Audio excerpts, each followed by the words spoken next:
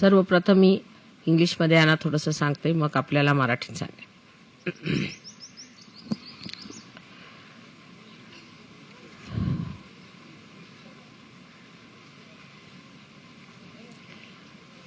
I hope your journey has been comfortable so far and will be comfortable later on, as the source of comfort is your spirit. And the more you see to the comfort of your spirit, the problems of outside comforts drop off. You are not bothered as to where you live, where you sleep, what you eat, what you do. So to allow these gross sensitivities to drop down so that the inner, subtler sensitivities grow. That's why you are here, to get over your time conditionings. I mean, it's a rat race, and the rat race has to be somehow or other stopped, once for all, within and without. So here we can do it without, and once you start meditating, the within can be also achieved, and you can achieve that peace which we all human beings should have if we have to save this world from complete destruction.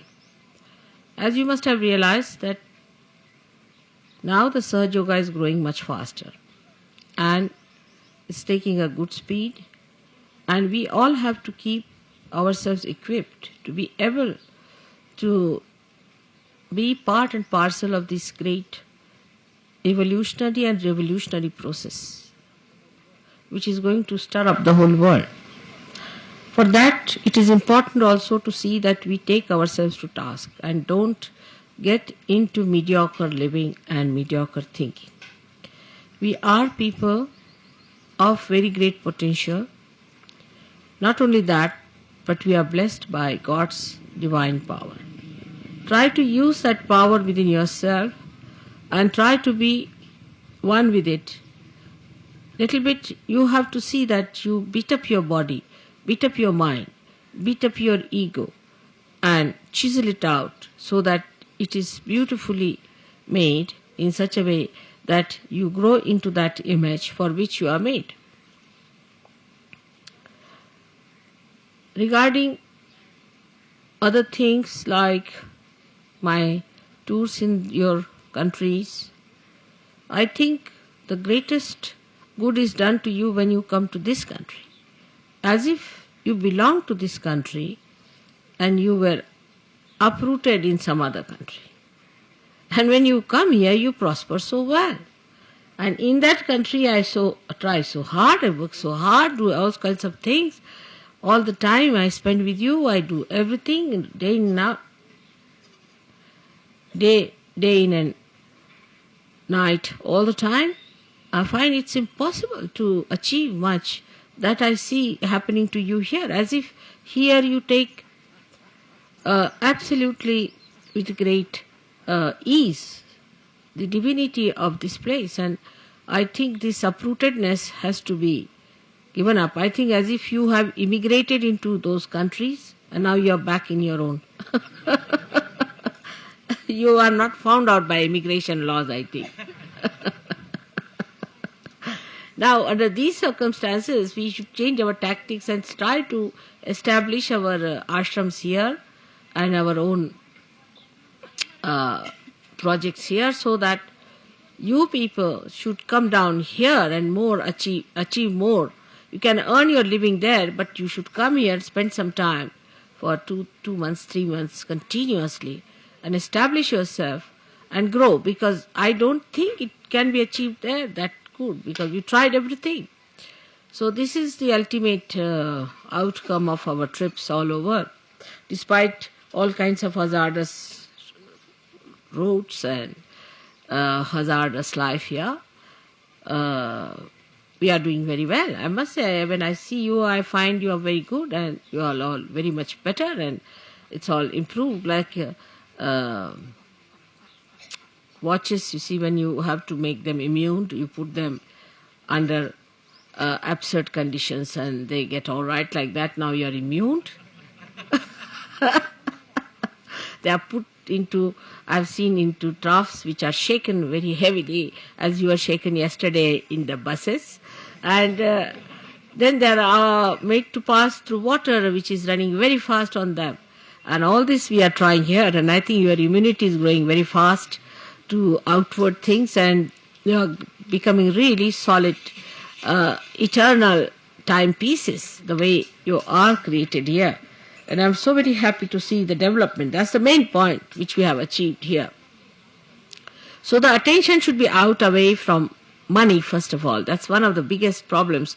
Actually, nobody can believe that African countries are much more money-minded than Indians are, though they are so developed. You see, the developed countries are much more money-minded than the Indians are. It's very surprising.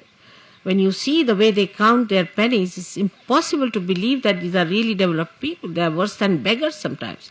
So that is what you should get out of it, the money part. Money is horrible stuff that people count, and I mean, it's better to count the names of God than to count the money, horrible coins. Then we have other things like gross attachments to comfort. I don't think it's a very comfortable life there, because here you can move in the night anytime. You won't meet anybody who will snatch your purse or snatch your bangles. You can move about the way you like and nobody is going to bother you. You won't meet 2-3 drunkards beating each other. Nothing of the kind. So it's a very pure life here. That's a very big achievement. And the comforts that you want, you can create later on if you want to have them. At least I personally think that too much modernization won't suit this place. So we should not give them these useless ideas which makes your body slaves to your own comforts and ideas of enslavement. In any case, cleanliness, personal cleanliness is very good here, but the general cleanliness has to be taught to these people. All this giving and taking process will work out very well, I'm sure. And the way things are moving within yourself, I have great hopes that you will really grow much faster if you come to this country and stay here for some time in a settled way and then go back to your countries. That would be much better than to have a visit to your countries, which I feel sometimes is just bombarded by negativity. The another point which I wanted to tell you is that you must learn to understand that you have come here to gain something. Nobody is going to gain anything out of you. So you have to gain something here. You are students, and so you have to learn something and try to develop a sense of discipline, like a disciple who receives all that is around. What's that? What's this? How is it? This is that. That's nice. You see, like that. But if you go on seeing the things which are of no importance and loose talking about things that do not matter with you, all this has to be given up, because you have so much time there that people sit down and jabber, talk, loose talks, ugly talks, useless talks. That's not needed at all. On the contrary, it's better to be quiet and assimilate more within yourself. Because here the people don't have time, so they can't talk, they have to work. But while you have time, they're also here. So we start like that, and that's a very wrong thing. Another talking is done with yourself also quite a lot. Like you start analyzing, criticizing, and finding faults, and all the time thinking, oh, this could have been better, I've harmed very much here, or that has happened. All those things come into your heads. So this kind of a inner talk also should be stopped. You see, they are called as murmuring souls by Christ, who said, beware of murmuring souls. But these murmuring souls exist within us. So beware of them and don't listen to all nonsensical talks, and try to keep a good eye on that and be alert. So it will help. On the whole, I must say, this trip and the last trip, I'm overjoyed and I'm very happy that it has brought forth so many possibilities before me and your potential. I'm very happy about it, that somehow in this year we have achieved a new type of atmosphere among all of you. which is humble, which is quiet, which is peaceful, which is absorbing the divine, which is a very, very great, joyous thing for me. So I thank you very much for all that. I hope you keep up your progress this way. आता आपल्या देशातील सहयोगांना सगळ्यांच्या तर्फे मी अत्यंत धन्यवाद देते की त्यांनी शांतपणाने सगळी कार्य केली, आपापसात भांडाभांडी केली नाही, एक दुसऱ्यांची नाचक्की केली नाही, राग दाखवला नाही आणि शहाणपणा धरून सगळी कार्य केली आणि त्यांच्या समोर एक चांगला नमुना ठेवला. त्यांना असं वाटतं की तुम्ही फार मोठी माणसं आहात, देवभक्त, शहाणी, फार व्यवस्थित संतुलित जीवन चालवणारी, अत्यंत चरित्रवान अशा, म्हणजे सगळ्यांसाठी तुम्ही सगळे शिवाजी महाराज आहात थोडक्यात सांगायचं. आणि अशा शिवाजी महाराजांना सगळ्यांना माझा नमस्कार. आता सांगायचं म्हणजे असं की कधी कधी खायचे दात दुसरे आणि दाखवायचे दुसरे असं असतं थोडं बहुत आपल्याकडे, कारण आपल्याकडे आदर्श इतके जास्त आहेत की मनुष्यामध्ये ढोंगीपणा येऊन जातो. वरून आपण दाखवण्यात फार चांगले आहोत आणि ते हे ओळखू शकत नाही, कारण हे म्हणजे सडेतोड लोक आहेत, यांच्यामध्ये आडपडदा नसतो. म्हणजे तो कधी कधी इतका होतो की त्याला आपण म्हणू ते बेशरम आहेत, पण त्यांच्यात जे आहे ते समोर, मागे पुढे काही ठेवत नाही. पण आपल्यामध्ये ही कला फार अवगत आहे, तेव्हा आपण बाह्य दाखवायला फार चांगले बनतो आणि आतून आपल्यात बरीच खराबी असते. तेव्हा आपलं नुकसान ह्याच्यात होणार आहे. आपण बोलायच्या वेळा अशा गोष्टी करू, एखाद्या माणसाला जर तुम्ही ऐकलं तर वाटेल की साक्षात हे परमेश्वरच उतरले की काय पृथ्वीवर. पण जेव्हा त्यांच्या चारित्र्यात किंवा त्यांच्या आयुष्याकडे लक्ष दिलं तर असं वाटतं की ह्याच्यापेक्षा मोठा राक्षस कुणीच नाही. आणि असेच राक्षस आता परदेशात जाऊन ह्या लोकांना लुबाडून राहिले, कारण त्यांनी वरून वरून खूप गोड बोलायचं, चांगलं बोलायचं, आणखी वागणं त्यांचं वरून दाखवायचं म्हणजे केवढी सोजवळ आणि किती प्रेमळ, आणि तिथे जाऊन सगळ्यांचे पैसे काढले, सगळ्यांना उपाशी केलं, त्यांची स्थिती खराब करून टाकली आणि परत तिथून त्यांना फार मानपान मिळाला. तर तशी आपल्यामध्ये थोडीशी ही चुणूक आहे. म्हणजे आपल्याला हे जमतं की बाह्यातलं एक दाखवायचं आणि आतलं एक, ह्या लोकांना जमतच नाही. म्हणजे करायचं म्हटलं तरी जमत नाही. तर ते विचारतात सुद्धा, पण तो म्हणतो की मी असा चांगला आहे, म्हणजे असं कसं? आमच्याकडे जर कुणी वाईट मनुष्य तो स्पष्ट सांगे की मी वाईट आहे, मी दुष्ट आहे. पण आम्ही म्हटलं असं सांगत नाही, आमच्याकडे सांगितलं तर मार खाणार, म्हणून लोक काही सांगत नाही.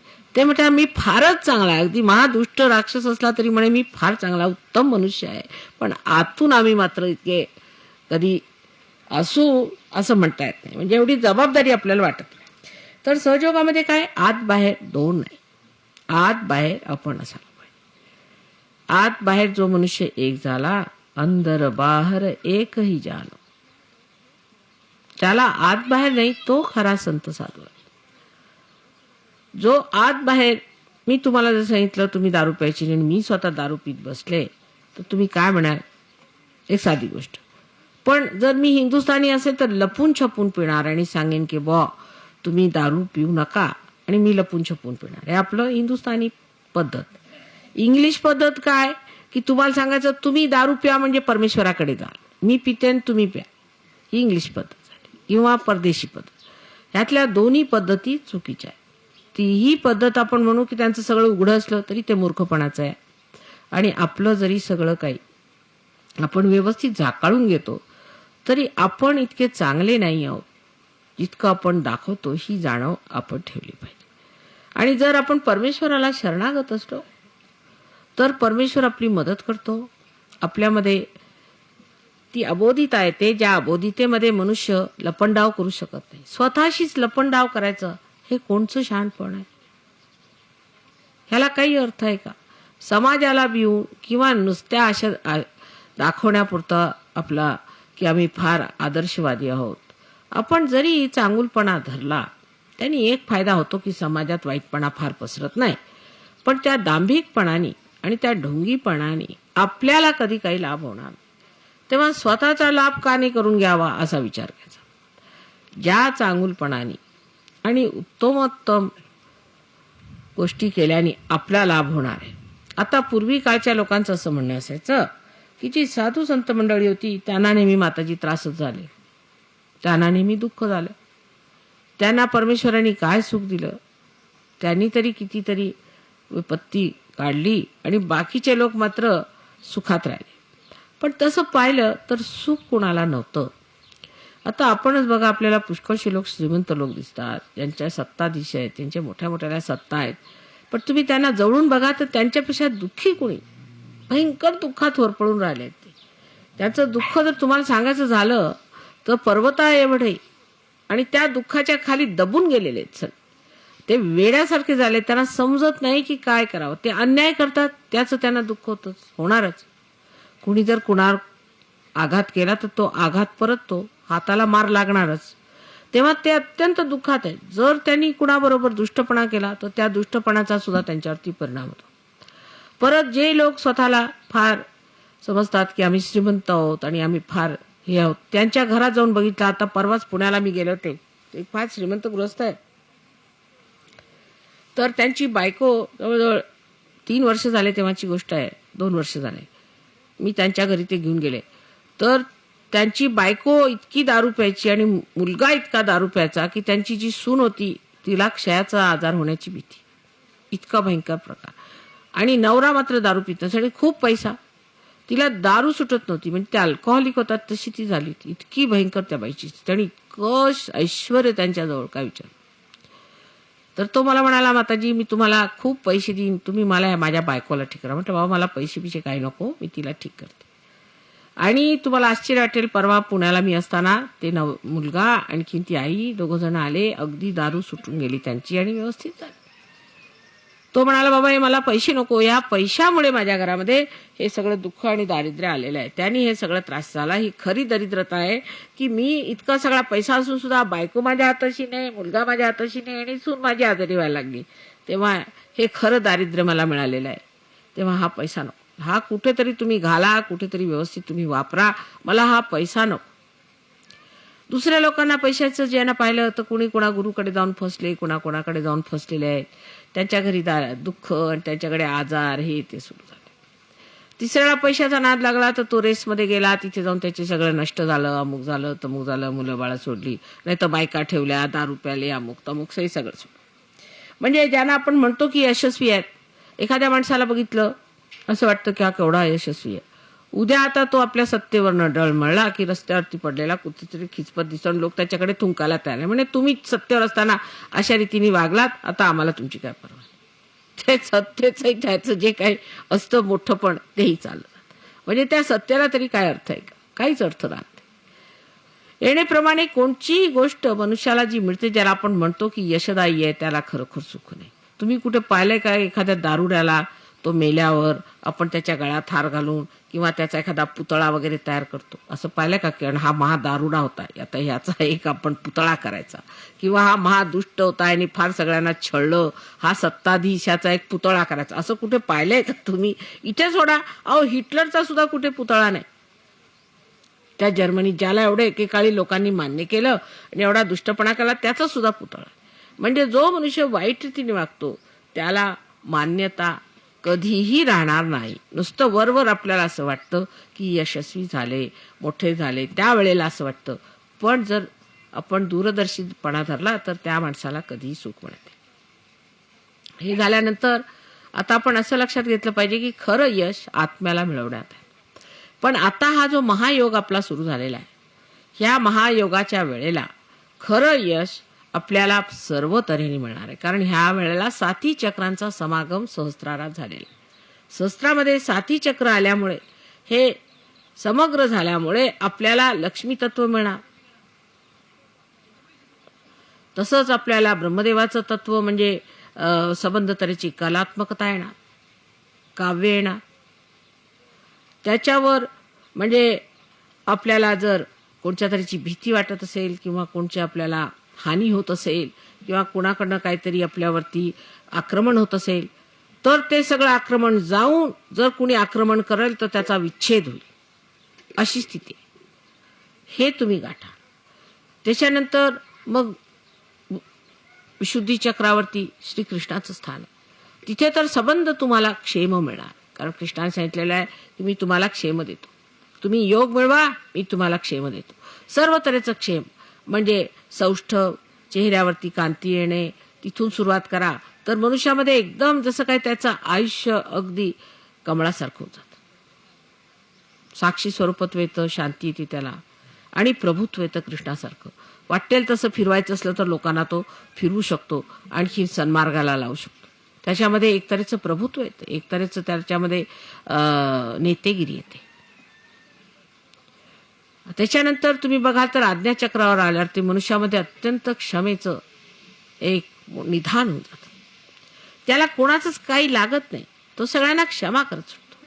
त्याला काही चिकटतच नाही. कुणी काय बोलला, बकला, मारलं, पिटलं झालं, तो क्षमा करतो. पण त्या क्षमेमध्ये एवढी शक्ती आहे की त्या क्षमेचंच मुळी एक मोठं भारी जसं काही वज्र बनतं आणि ते जाऊन त्या माणसाला ठिकाणावर लागतं. म्हणजे तो मनुष्य एक तर ठीक तरी होतो, नाही तर नष्ट तरी होतो. म्हणजे एवढं मोठं आज्ञाचक्राचं तुम्हाला एक हे दिलेलं आहे. आणि त्याच्यावर एकादशी रुद्र आहेत. म्हणजे ज्या लोकांनी जर तुम्हाला त्रास वगैरे दिला किंवा तुम्हाला छळ काय केलं, त्यांचं एकादशी रुद्र धरून त्यांचा सर्वनाश होतो. म्हणजे एकीकडे तुमची वाढ, तुमचं संगोपन, तुम्हाला प्रेम, तुम्हाला संरक्षण हे मिळतं, आणि दुसरीकडे जे तुम्हाला तुमच्या वाढीला खुंटीला लागतील त्यांना पूर्णपणे नेस्तनाबूत करण्यात येतं. ही सहजयोगाची कमाल आहे आज. म्हणजे हे 7 चक्रांचं काम मी सांगतो. मग सहस्त्रारावर आमचं स्थान असल्यामुळे जी मंडळी एकदा सहस्त्रारात बसली, ज्यांचं सहस्त्रार उत्तम झालं, त्यांना सर्व प्रकारे जे काही आईचं प्रेम आहे ते लाभून त्यातून जे काही रसाळ गोड उत्तम आहे सगळ्या तऱ्हेचा स्वाद त्याच्यात मिळतो. तेव्हा खरोखर आनंदाच्या लहरी येतात आणि मनुष्यात पूर्णपणे संरक्षित आहे ह्याची त्याला जाणीव होऊन तो आनंदाच्या सागरात पोहू लागतो. त्याची अदम्य शक्ती वाढते आणि त्याला लोक मान्यता देतात. पुष्कळशे लोक ज्यांनी कधीही समाजात येऊन एक अक्षराचं भाषण नाही दिलं, ते मोठे मोठे प्रसिद्ध वक्ते होतात. त्यांच्या हातामध्ये चातुर्य येऊन ते अनेक लोकांना पार करतात. नंतर अशा रीतीने एक नवीन तऱ्हेचे पुढारी या जगात तयार होणार आहेत आणि त्याचं भाकीत 14,000 वर्षापूर्वी झालेलं आहे. आणि ते 14,000 वर्षापूर्वाचं भाकीत आता सिद्ध करायचं, जे काही पूर्ण व्हायचं आहे ते आता तुमच्या हातून होणार आहे. तेव्हा अशी मोठी मोठी मंडळी अशी तुम्ही होणार, कारण आता सहस्त्रारावरनं तुमचं स्थान, म्हणजे तुम्ही सहस्त्रारात येऊन बसलेत. आमच्या सहस्त्रारात येऊन बसलेली तुम्ही अशी महान मंडळी आहात आणि तुमच्या हातून अनेक कार्य होणार आहेत. आणि त्या कार्य करण्यासाठी आपल्याला क्षमता पाहिजे, खोटेपणा सोडला पाहिजे, ढोंगबाजी सोडली पाहिजे, सचोटी ठेवली पाहिजे, सडेतोड राहिलं पाहिजे, लहान गोष्टीमध्ये लक्ष न घालताना मोठ्या गोष्टींकडे लक्ष ठेवलं पाहिजे, एक दुसऱ्यांवर बिघडलं न पाहिजे, संताप नाही केला पाहिजे, राग नाही केला पाहिजे, आणि माणसांनी नम्रता धरून स्वतःच्या गौरवामध्ये प्रकाशित झालं पाहिजे. एवढंच केलं तर फार होण्यासारखं आहे. आणि सगळं काही सर्व तुमच्या हातात, सर्व काही तुमच्या जवळ, सगळं परमेश्वराने तुम्हाला दिलेलं आहे. तेव्हा त्यात काही विशेष झालं पाहिजे अशातली गोष्ट नाही. हे सगळं होण्यासारखं अगदी सोपं आहे आणि ते घटित होईल, हे सगळं भाकीत आहे. तेव्हा फक्त तुम्ही या गंगेत उभं राहिले म्हणजे झालं. जरा पाय जोडून व्यवस्थित जमिनीवरती उभं राहिलं पाहिजे. एवढंच थोडंसं जमून घेतलं म्हणजे सगळं होऊ शकतं. अशा रीतीने एकदा सहजयोग फाकला म्हणजे सगळ्यांना त्याचे लाभ होणार आहेत. तरी ते लाभ तुम्हा सर्वांना व्हावेत आणि तुम्ही त्याच्यात प्लावित व्हावं असा आमचा तुम्हाला सगळ्यांना अनंत आशीर्वाद आहे. May God bless you all. May God bless you all. May God bless you all.